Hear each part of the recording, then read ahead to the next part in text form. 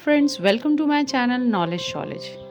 आज का मेरा वीडियो हिंदू शास्त्रों में कन्या भ्रूण हत्या करने वालों को क्या क्या सजाएं मिलती हैं उसके बारे में है।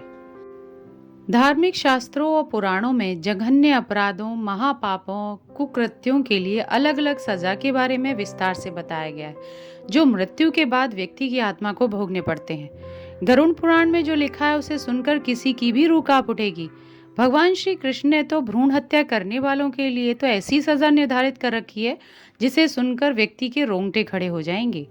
भगवान श्री कृष्ण की दृष्टि में सबसे बड़ा महापाप अपराध है तो वह है भ्रूण हत्या। महाभारत युद्ध समाप्त होने के बाद द्रोणाचार्य के पुत्र अश्वत्थामा ने अभिमन्यु की पत्नी उत्तरा के गर्भ में पल रहे शिशु पर ब्रह्मास्त्र का प्रयोग करके उसकी हत्या कर दी। गर्भस्थ शिशु की हत्या से भगवान श्री कृष्ण अत्यधिक क्रोधित हो गए थे। भगवान श्री कृष्ण ने उसी समय यह घोषणा करते हुए कहा था कि अश्वत्थामा का पाप अन्य सभी पापों से सबसे बड़ा महापाप है, क्योंकि अश्वत्थामा ने एक अजन्मे शिशु की हत्या की थी। श्री कृष्ण ने इस पाप की सजा स्वयं अश्वत्थामा को देते हुए अश्वत्थामा के सिर पर लगा चिंतामणि रत्न छीनकर श्राप दिया कि तुमने जन्म तो देखा है लेकिन मृत्यु को नहीं देख पाओगे, यानी जब तक सृष्टि रहेगी तुम धरती पर जीवित रहोगे और भीषण कष्ट प्राप्त करोगे। श्री कृष्ण ने इस पाप की सजा स्वयं अश्वत्थामा को दी थी।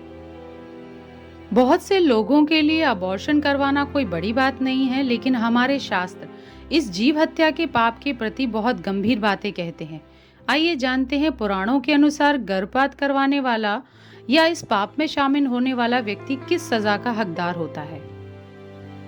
देवी भागवत के अंतर्गत इस बात का उल्लेख है कि गर्भ में शिशु की हत्या करवाने वाला व्यक्ति को कुंभीपाक नरक प्राप्त होता है।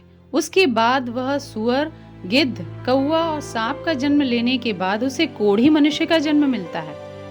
ब्रह्मवैवर्त पुराण के अनुसार ऐसे पापी रोध, शनिमुख और रौरव जैसे नरकों में जाते हैं, जहां अत्यधिक निर्ममता के साथ दंड दिया जाता है। वृद्ध सूर्यायण के अनुसार जो लोग गर्भपात करवाते हैं उन्हें अगले जन्म में संतान का सुख प्राप्त नहीं होता। नारद पुराण में उल्लेखित है कि जो स्त्री गर्भपात करवाती है वह किसी भी तरह के सम्मान या आदर के योग्य नहीं होती है। नारद पुराण के अनुसार ऋषि, महर्षियों और महाज्ञानियों ने हर तरह के पाप और कुकर्मों के लिए प्रायश्चित बताया है, लेकिन जो व्यक्ति गर्भ के शिशु को मरवाता है उसके लिए दंड भोगने के अलावा कोई मार्ग शेष नहीं बचता। ऐसे व्यक्ति का उद्धार होना नामुमकिन है।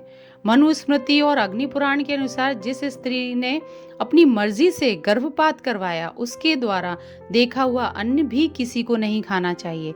ऐसी स्त्री से बात करना भी पाप है। पराशर स्मृति के अनुसार ब्रह्म हत्या से भी बड़ा पाप है गर्भपात करवाना। इस पाप का कोई प्रायश्चित नहीं हो सकता। यह महापाप की श्रेणी में आता है। जो महिलाएं जाने अनजाने में गर्भपात जैसा पाप करती हैं उन्हें ब्रह्म हत्या से दोगुना ज्यादा पाप लगता है। इस महापाप का कोई प्रायश्चित भी नहीं है। आध्यात्म की दृष्टि से, क्योंकि पेट के अंदर बच्चे में जान होती है और आत्मा में परमात्मा का वास होता है, इसलिए कन्या भ्रूण हत्या महापाप है। संसार का कोई भी धर्म गर्भपात का समर्थन नहीं करता। ये कार्य मनुष्यता के खिलाफ माना जाता है। महिला के गर्भ में पल रहे जीव मात्र को भी जीने का पूरा अधिकार है। उससे ये अधिकार छीनना महापाप है।